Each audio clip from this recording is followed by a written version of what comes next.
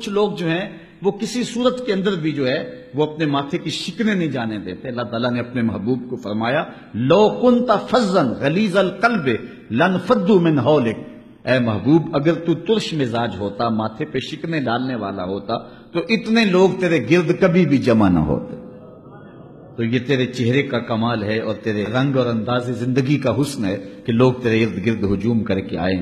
حضرت عائشہ رضی اللہ تعالی عنہا فرماتی ہیں کہ ہم نے حضور علیہ الصلوۃ والسلام کو کبھی ایسے ہنستے ہوئے نہیں دیکھا کہ حضور کے لہوات نظر آئے ہوں.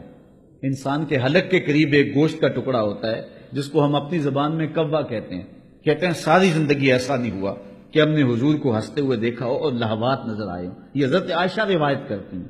اور گھر میں تو عموماً بندہ کھل کے ہنس لیتا ہے، لیکن وہ بھی کہتی ہم نے کبھی ایسے ہنستے نہیں دیکھا.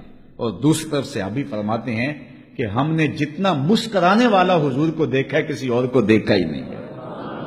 یعنی دیہک نہیں ہے، اس انتہا وہ انتہا بھی نہیں ہے. اور یہاں بھی یہ نہیں ہے کہ چہرے پہ شکنیں ہی ہوں. مسکرانے کی جو درمیانی اعتدال کی کیفیت ہے وہ ایسی ہے کہ جتنا حضور مسکراتے تھے کوئی اور مسکراتا نہیں تھا. اور اعلیٰ حضرت فرماتے ہیں جس کی تسکین سے روتے ہوئے ہنس پڑیں اس تبسم کی عادت پہ لاکھوں سلام. یہ درمیان والا راستہ ہے. بلکہ کتب احادیث میں حضور علیہ السلام کے مزاحوں کا تذکرہ ہے. باب و مزاح نبی صلی اللہ علیہ وسلم روایات موجود ہیں کہ حضور صحابہ سے مزاح فرما لیا کرتے تھے، پھر خوش ہوتے، حضور بھی مسکراتے، صحابہ بھی مسکراتے. ایک خاتون آئی، کہا کہ حضور میرے لیے دعا کریں کہ میں جنت میں جاؤں. حضور نے فرمایا بوڑھی عورتیں جنت میں نہیں جا سکتی. اس نے عرض کی حضور میرے لیے دعا کریں. کہا جا ہی نہیں سکتی.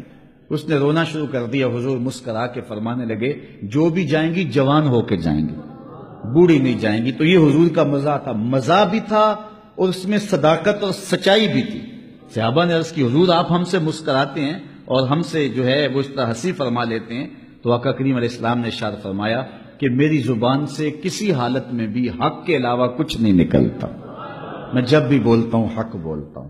تو حضور علیہ السلام مزاح بھی فرما لیتے تھے، بلکہ حضور عملی مزاح بھی فرما لیتے تھے. اور وہ بھی کتب حدیث میں روایت موجود ہے. حضور کا ایک صحابی ہے اور وہ ایک دیہات کا رہنے والا تھا اور پنڈ سے آتا تھا، مدینے میں آ کے گھاس بیچتا تھا اور پھر جو پیسے کماتا اس کی چیزیں لے جاتا اور جا کے اپنے گاؤں میں پھر ان کو بیچتا.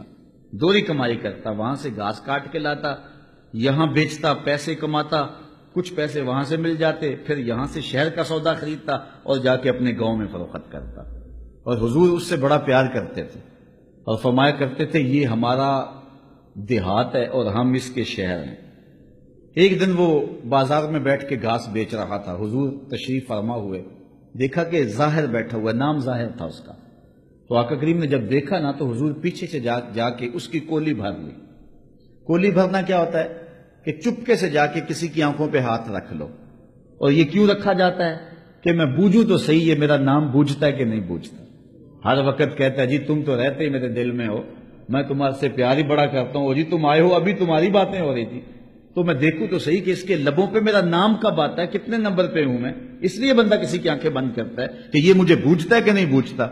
اور اس کی بھی کوشش ہوتی ہے کہ جو ہے وہ میں جلدی جلدی بوجھ لوں، وہ سمجھے کہ جو ہے وہ میں اس کے دل میں رہتا ہوں. اب حضور علیہ السلام نے جا کے اس کے آنکھوں پہ ہاتھ رکھ لیا اور آقا کریم نے آنکھیں دبائی اور اس کو کیسے نہ پتا چلا ہوگا کہ حضور ہے. اللہ اکبر، یہ کیسے ہو سکتا ہے؟ حضرت انس کہتے ہیں کہ ایک دفعہ میں نے حضور سے مصافحہ کیا تھا، حضور کے ہاتھوں کی ٹھنڈک آج تک نہیں جا رہی ہے.